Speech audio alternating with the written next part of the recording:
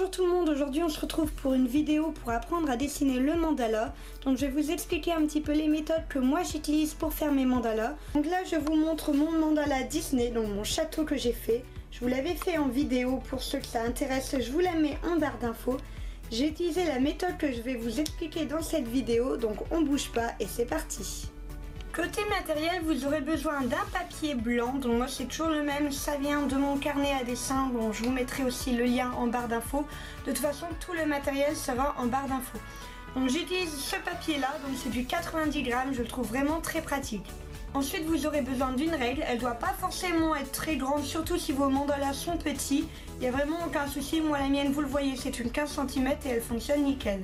Ensuite il vous faudra un compas. Si vous arrivez à le faire sans compas, n'hésitez pas, moi ce n'est pas mon cas. Je ne fais pas des cercles très réguliers quand je n'ai pas de compas, donc du coup je l'utilise. Je l'utilise avec un crayon qui n'est pas trop taillé car je ne veux pas que la mine s'enfonce dans mon papier. Vous aurez besoin d'une gomme, donc prenez la gomme dont vous avez besoin, je répète encore et toujours que pour moi une gomme blanche fonctionne mieux. Ensuite vous aurez besoin d'un rapporteur. Donc vous verrez que c'est vraiment pratique pour la régularité de ce que vous faites. Et pour finir, il vous faudra des crayons donc en gel noir ou des crayons, peu importe ce que vous utilisez. Donc moi j'utilise comme d'habitude mes paper mat que j'adore, qui ont une pointe fine, et j'utilise également mes Genvana que j'aime énormément et que j'utilise quand je veux faire des parties un petit peu plus foncées parce que comme vous le voyez, la mine est plus épaisse. Moi mes idées je les fais vraiment au feeling, je ne sais pas du tout ce que je veux faire au moment où je le fais et c'est vraiment la taille de mes traits qui vont me dire ce que je dois dessiner. Donc on va commencer par faire un petit cercle au compas. Et ensuite, toujours en gardant le même centre, je vais en faire tout autour de différentes tailles.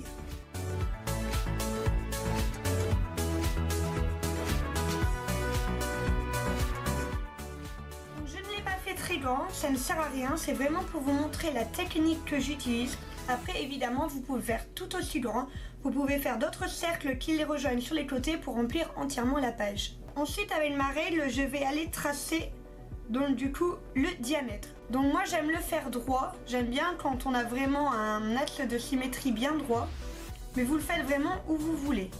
N'appuyez pas sur votre crayon, le but est de pouvoir gommer ensuite vos traits.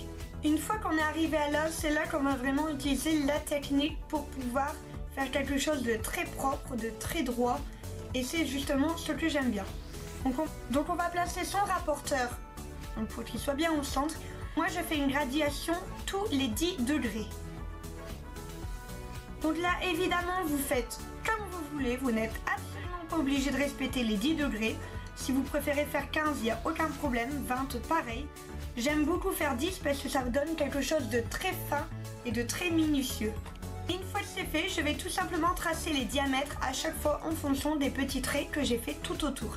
Et vous verrez que du coup, forcément, il se mettra de l'autre côté aussi.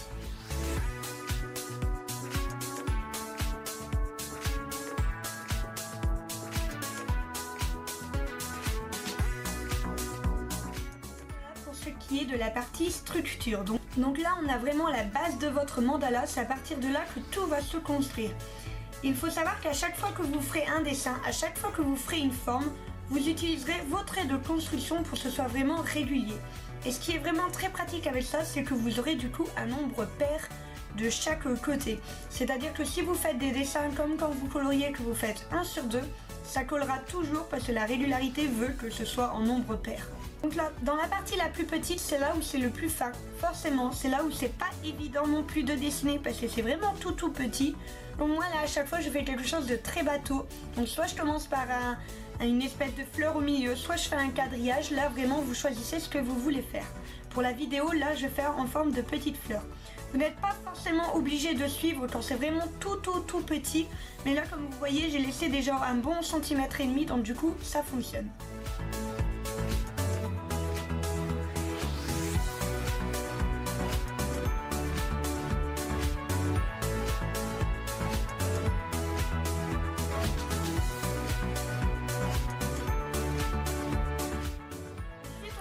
Avec la deuxième étape. Donc là ce qu'on peut faire par exemple c'est utiliser une pointe sur deux. Alors je vous montre, on va commencer à partir de cette extrémité là. Puis la prochaine, on va prendre en bas, puis en haut, puis en bas, puis en haut, et ainsi de suite sur la totalité du cercle, et vous verrez que ça tombera tout pile.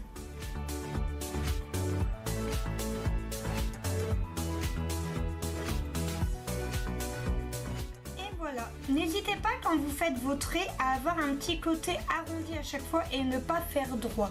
De toute façon, je déconseille très fortement d'utiliser la règle quand il s'agit de petites parties comme ça au crayon, parce que je trouve que ça donne beaucoup moins le côté arrondi, le côté très joli que j'aime justement chez le mandala. Ensuite, à partir d'ici, il y a deux façons de faire. Soit directement vous commencez à remplir l'intérieur des petites formes que vous faites, et à chaque fois que vous faites une nouvelle forme, vous remplissez, une nouvelle forme, vous remplissez, etc. Ou soit vous faites d'abord toutes les formes et ensuite vous les remplissez toutes. Donc là c'est vraiment comme vous voulez, j'ai envie de dire, il n'y a pas de mauvaise, il n'y a pas de moins bonne méthode. Moi j'aime bien vraiment partir du centre et aller vers le cercle.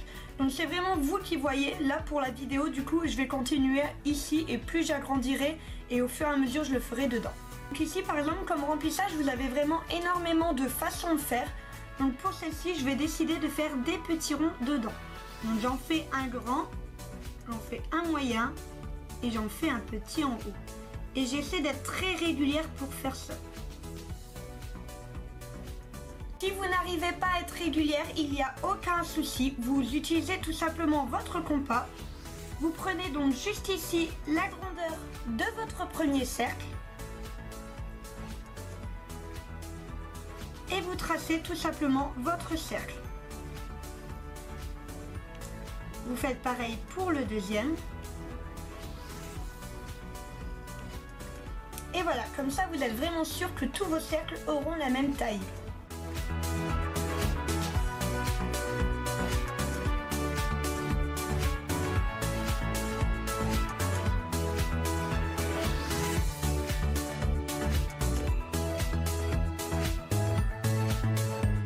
Cette partie-là est terminée. Donc n'hésitez pas surtout à prendre votre temps, non, on ne dirait pas comme ça, mais en vrai, en temps réel, j'ai mis 3 minutes. Donc ça paraît pas énorme forcément. Donc c'est aussi la partie la plus petite du cercle, donc c'est celle qui prendra le moins de temps. Donc après, forcément, c'est quelque chose où il faut être très patient, mais le résultat en vaut vraiment le coup.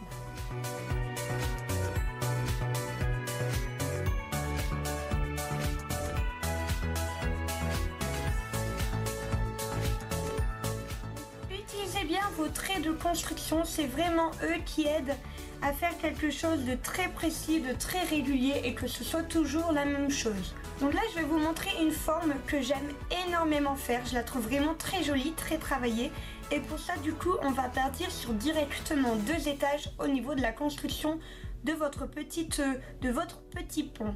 Donc comme d'habitude on fait 1 sur 2 exactement comme on avait fait ici.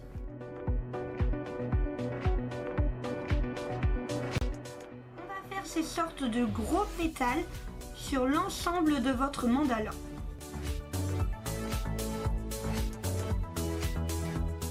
Donc surtout faites-les vraiment en suivant les uns derrière les autres. Ne commencez pas par exemple au bon milieu ici parce que vous ne saurez plus à quel trait vous devez commencer votre pic et du coup ça créera du coup des inégalités. Donc on les fait bien les uns après les autres. Plus à tourner votre papier si vous êtes plus à l'aise.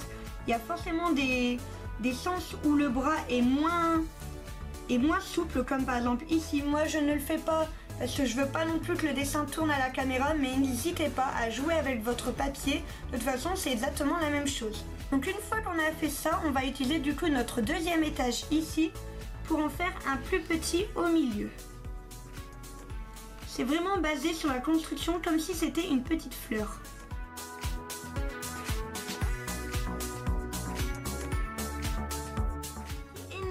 Attention selon le crayon que vous utilisez. Il y a des crayons qui ne sèchent pas forcément très vite et du coup le nombre de taches est impressionnant.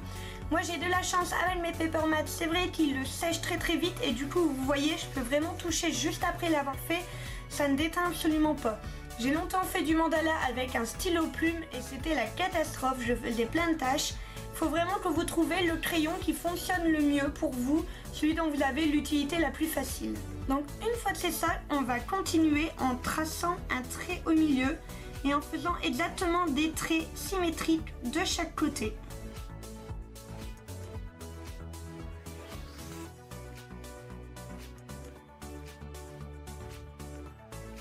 C'est un dessin à répétition, donc faites attention. Si une forme est plus compliquée, si elle vous plaît moins, vous devriez pouvoir la refaire une dizaine voire une vingtaine de fois. Donc ne prenez pas n'importe quelle forme juste parce qu'elle est jolie. Entraînez-vous peut-être sur un papier avant pour être sûr de savoir la reproduire à chaque fois. C'est pas le tout de la faire une fois, il faut vraiment la refaire systématiquement.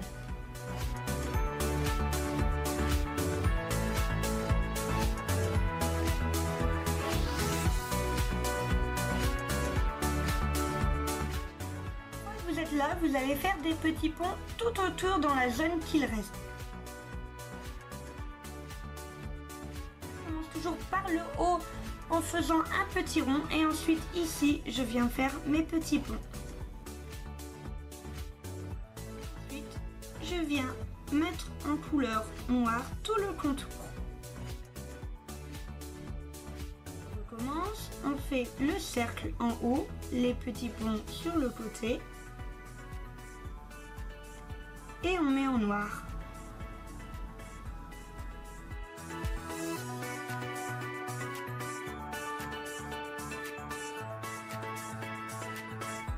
Je conseille vraiment d'alterner les parties claires avec les parties plus foncées pour pas que votre mandala soit très chargé. Donc vous le voyez, le mien il est déjà bien noir. Donc du coup je vais vraiment faire quelque chose de plutôt aéré en haut pour dire d'un peu contrebalancer le tout. Donc je vais utiliser toujours du coup mes petits quadrillages et je vais aller faire du coup des petites têtes de cercle tout en haut et tout autour.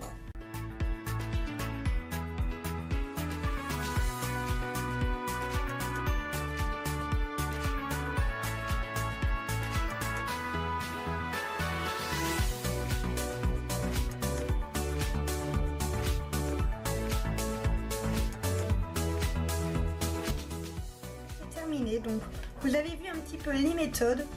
Au niveau des remplissages, n'hésitez pas à regarder d'autres mandalas. Moi je le fais régulièrement et je continue de le faire même si j'ai plein d'idées. Parfois en voyant des formes, on a des idées et puis on en fait d'autres. Et c'est vraiment comme ça que l'imagination vient petit à petit. Donc quand c'est fait et que c'est bien sec, on n'hésite pas à gommer les traits de crayon.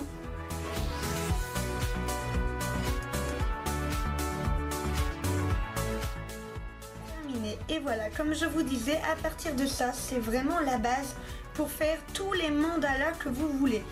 Après, vraiment, le reste, c'est du remplissage. Et le remplissage, il faut de l'inspiration. Et l'inspiration, elle est partout.